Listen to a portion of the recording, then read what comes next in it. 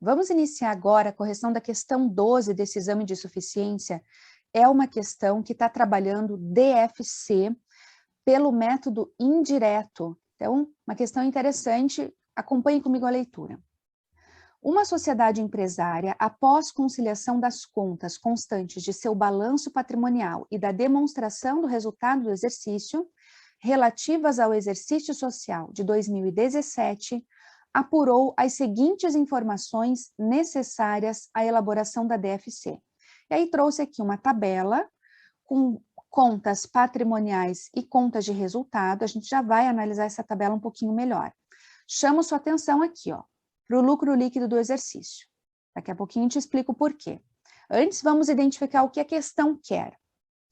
Considerando apenas as informações apresentadas anteriormente, após a elaboração da DFC, é correto afirmar que as atividades, e aí ele traz nas alternativas, atividades operacionais de investimento e financiamento, e quer saber se essas atividades geraram caixa ou consumiram caixa. Então, nós precisamos elaborar a DFC. E aí, quando eu falo em elaborar a DFC, você tem que saber que nós temos a DFC por dois métodos. Podemos elaborar a DFC pelo método direto ou pelo método indireto. A diferença entre elas está no fluxo das atividades operacionais. É aqui que você tem a diferença entre esses dois métodos. As atividades de investimento e financiamento permanecem igual, mas nas atividades operacionais não. Por quê? Porque pelo método indireto, nós iniciamos a DFC pelo lucro líquido, tá? Iniciamos a DFC pelo lucro líquido, pelo resultado, e ajustamos esse resultado para eliminar receita e despesa que não tenha causado nenhuma entrada ou saída de caixa. Então, eliminamos do lucro aquelas receitas e despesas que não impactaram caixa, como, por exemplo, depreciação. A despesa com depreciação não gera impacto no caixa, então eu preciso eliminar o impacto dessa despesa no meu resultado. E aí, já começa a pensar comigo, que a gente vai fazer daqui a pouco a DFC, mas eu quero que você já comece a pensar. Se a despesa reduz o teu lucro, reduz, né? Gera um impacto negativo, ela vai reduzir. Quando você vai fazer o ajuste, você vai somar ou reduzir o valor dessa despesa? Você vai somar, porque você quer eliminar o impacto que ela gerou no resultado. Se esse resultado aqui está menor, porque tem a despesa com depreciação, para tirar o efeito, o impacto dessa despesa, você vai somar o valor dela, tá? Mas a gente já vai ver isso quando for elaborar a DFC. E aí, iniciamos, então, a atividade operacional com o lucro líquido e depois nós vamos trazer nas atividades operacionais a variação do capital de giro do ativo circulante e passivo circulante, tá? Isso é diferente na atividade operacional do método direto e indireto, porque no método indireto nós trazemos essa variação do capital de giro dos ativos circulante e passivo circulante. Você já vai ver. Vamos, então, iniciar a questão classificando esses itens como atividades de financiamento, operacionais ou investimento. Vamos lá. Aumento de capital social é a atividade de financiamento. Aumento de clientes, atividade operacional. Venda de imobilizado, atividade de investimento. Aumento de estoques, operacional. Aumento de duplicatas descontadas, operacional. Segura aí que eu já vou te explicar isso aqui. Empréstimo de curto prazo, financiamento. Depreciação, operacional, vamos fazer o ajuste. Aquisição de imobilizado, investimento, aumento de fornecedores, operacional, redução de salários, operacional e lucro líquido também operacional. Agora vamos voltar ali e falar do aumento de duplicatas descontadas, porque algumas pessoas se confundem e falam, peraí, duplicata descontada operacional, isso aqui não é atividade de financiamento? Mas não, pessoal. De acordo com o CPC 03, a interpretação que se faz é que nós classificamos isso como atividade operacional. E aí vocês que estão estudando, né, para o exame de suficiência, vocês conhecem o FIPECAF também, né? No FIPECAF, ele é muito claro em explicar a interpretação que se dá do CPC 03. E aí ele cita que o CPC 03 fala indiretamente de duplicatas descontadas quando ele indica que as antecipações de caixa que são feitas junto às instituições financeiras devem ser classificadas como atividade operacional quando elas derivam de outras transações que envolvem o negócio principal da entidade. E está aqui no item 15.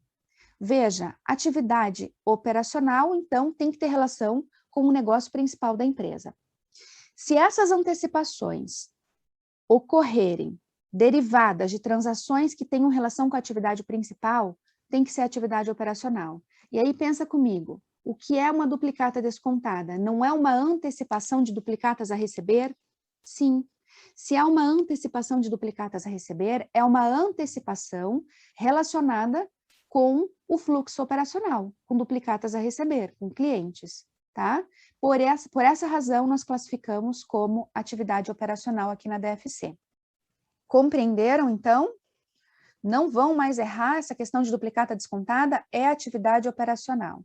Agora vamos aqui para um quadro em branco para montar a DFC de acordo com o método indireto e eu inicio com as atividades operacionais.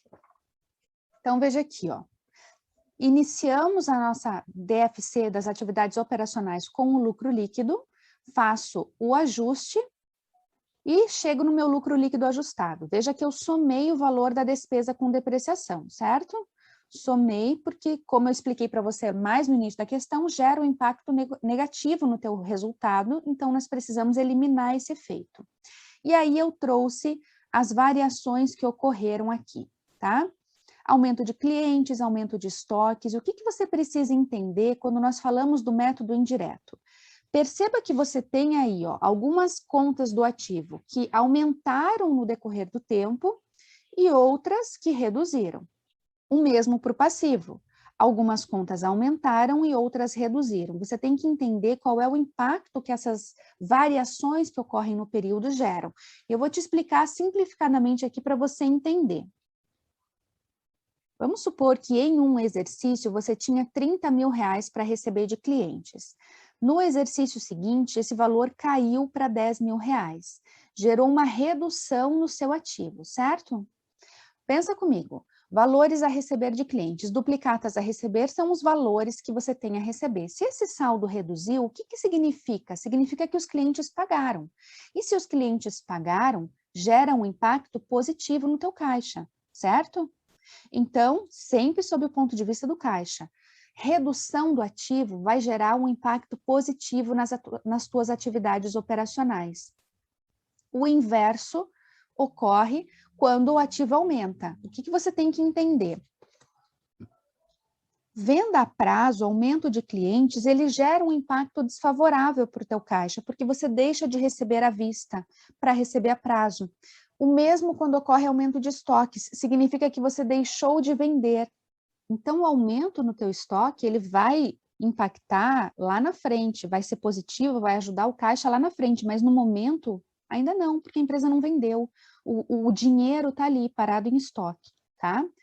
Então, reduções no ativo geram um impacto positivo na atividade operacional, no caixa, e aumentos de ativos geram um impacto negativo para o caixa, desfavorável, melhor dizendo, favorável ou desfavorável, tá?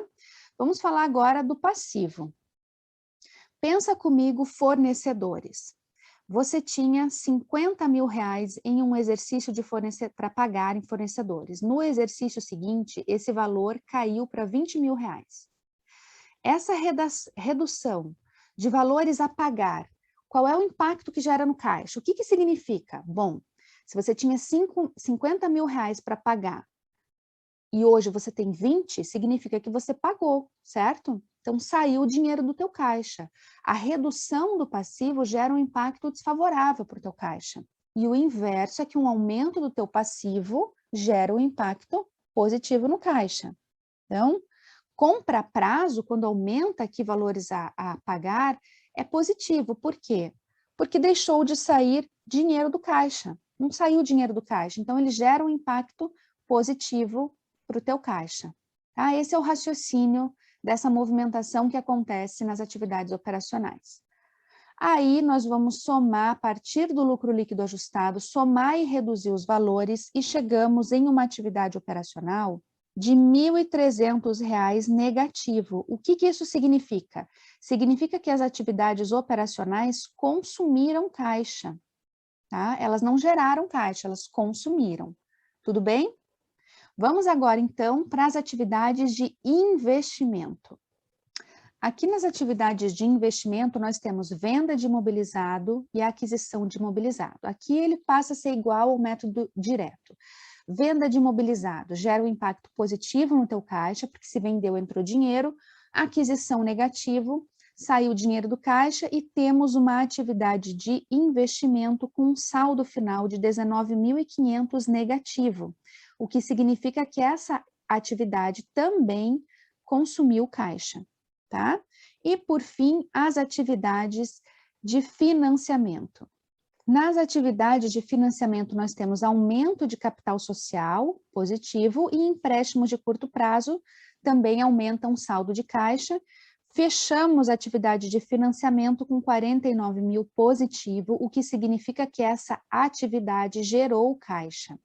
E aí nós temos, então, duas atividades que consumiram caixa, que é a atividade operacional e de investimento, e uma atividade que gerou caixa. Gabarito aqui, vamos lá, letra A. Financiamento e operacional gerou? Não. Financiamento e investimento gerou? Não. Financiamento e investimento consumiu? Não. Investimento e operacional consumiu? Sim. Gabarito aqui, letra D de dado. Ok? Vamos, então, encerrar a resolução dessa questão. No próximo vídeo, próxima aula, falamos da questão 13, DVA. Até já!